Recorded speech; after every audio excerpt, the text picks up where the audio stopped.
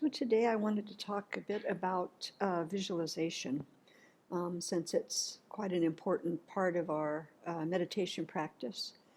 And like all practices, it's a process. So through the years, what I think about it now is much different than what I first started with. So I thought I'd share a few things. And visualization can be quite complicated. But if we start slowly and create a stable basis, then it can build from there in a very nice way. First of all, we need to look at the language. When we say visualization, that isn't an accurate term at all.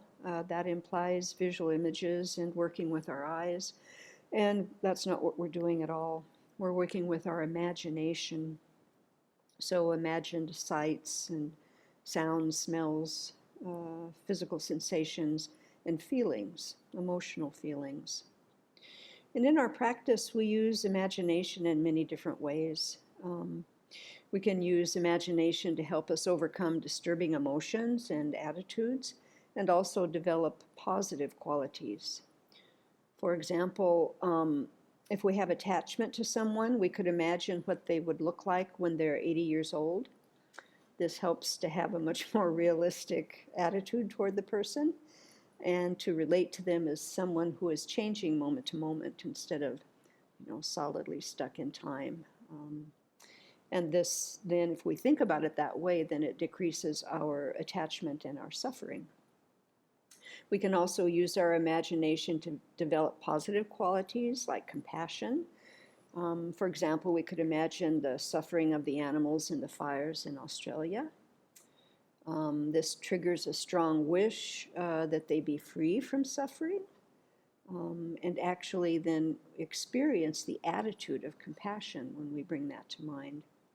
Now we have to be careful what we bring to mind, because if that's too overwhelming for our mind, then we fall into personal distress, and then our focus becomes our pain instead of the pain of the animals. So we need to choose what we imagine wisely.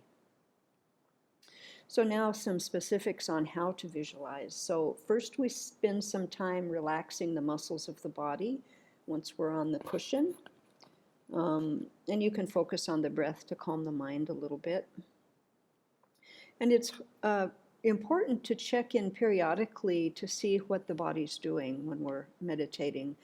Sometimes, at least I do, I can get really focused on what I'm trying to visualize, and my muscles get involved in that and they get tight.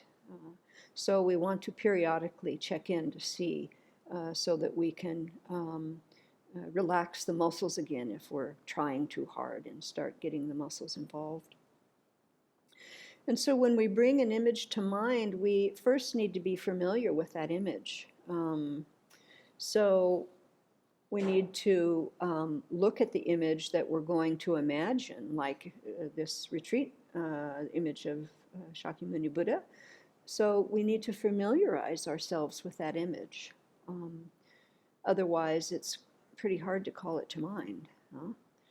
And so we can start often with just one image is helpful. If we have a lot of different images of the Buddha, that also gets kind of complicated and difficult. So stick with one if you're starting out. And then to prepare to imagine the Buddha in the space in front, we not only have something appear, but most importantly, we feel that the Buddha is actually there with all the qualities of an enlightened being. Being in the presence of one who has perfected all virtuous qualities. So we need to know what those qualities are and deeply reflect on them to grow our conviction that it is possible for us to transform ourselves into a Buddha.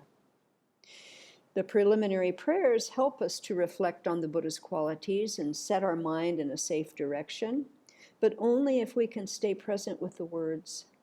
When prayers get familiar, it's very easy to check out and not even think about them, and kind of, getting that over with so we can get to the meditation.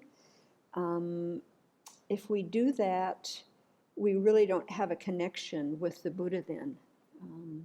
So it's really important to think about them while you're saying the prayers. That's why many of the prayers we recite 3 times. So hopefully one of those 3 times we're actually thinking about what we're reciting. When we imagine the Buddha, we can imagine a small Buddha in a figure in the front of us at the level of our eyes, about an arm's length away. And again, we imagine this figure to not be solid, but made of light, and most importantly, is alive. Is alive. And we imagine that there's some weight to that light, so this helps keep the image stable. If we think too much in terms of it being just light, the image tends to float around too easily. So we want to put a little bit of weight to that light so it stays a little more stable. When we work with images in the mind, we develop stability and clarity. Stability is what we work on first. And so what is that? Stability is the ability to keep the image in mind. That's the most important thing, especially at first. And of course, we have to look at how we're approaching this. If we try too hard to hold the image, it scatters. If we hold it too loose, our minds get distracted and we're on to something else, daydreaming. And we really only need a vague image to help us keep focus. And then as our concentration grows stronger and stronger, the details of the image will become clearer automatically. So stability is the most important thing. Also, it's important when we're doing this kind of visualization practice that we don't focus with our eyes staring ahead as if we were looking at the Buddha in front of us. Rather, we look down toward the floor and then imagine something in front of us at the level of our brow. So we can try that for a moment. So look down in front of you and then hold your hand in front at the level of your eyes. While looking down at the floor, you can concentrate where your hand is and imagine that your hand is there, even though you're not seeing it. Yeah? So even if you put your hand down, you still can think of it being up there. And so that's how we visualize a figure in front of us. We can also imagine the Buddha above the top of our heads. The way we do that, we can put our hand on the top of our head, and feel the hand on top of your head. Now take your hand away. And then when you concentrate, you still can feel the top of your head and imagine that there's something right above that. And again, all you need is some feeling of something being there. It doesn't have to be in focus in order to do the meditation. It's just the feeling of those things being there. And I was thinking about why all of the different places I've read, why you bow your head down. You look down. You don't look up like you're looking at the Buddha straight. Why down? And I think it's because, all religious traditions bow their heads when they're praying or, meditating. And when we put our head down, our frontal cortex kind of calms down and all the discursive thoughts calm down. So I think that's the reason. That's my guess, but I don't know. So once we have the image in our mind, then we can start adding mantra recitation. So I don't ever start mantra first. I always get this whole process going with getting the image stable first. Then when I'm ready, then I do mantra. And then as you're doing mantra, if you lose the image, then you just start the process again, looking at the image, relaxing the body, calling the image to mind, using the techniques that I talked about earlier.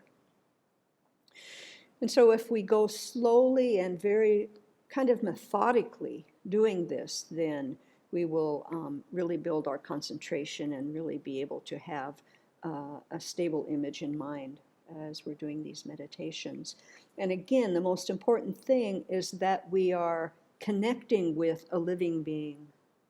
We're connecting with a living being. That's the most important thing. And then we are emulating that being. That's what we're trying to become like that being. So to have that good, stable image in mind is going to be very helpful to our mind. So if we can accomplish concentration on the figure of a Buddha, keeping in mind the qualities of the Buddha, and that we want to go in the safe direction a Buddha indicates and become a Buddha in order to help everybody, if that's what we're gaining concentration on, then that is a much more far-reaching concentration and much more far-reaching benefits than on just, for example, the sensation of the breath going in and out of our nose. So we put all of those things together, and then it becomes a very vast practice, and it's a very vast method. And so, the Mahayana method is very vast. It's a vast vehicle of training through these vast techniques. And so let's practice these so that we can really realize all of our goals to their fullest as quickly as possible so that we can benefit all beings.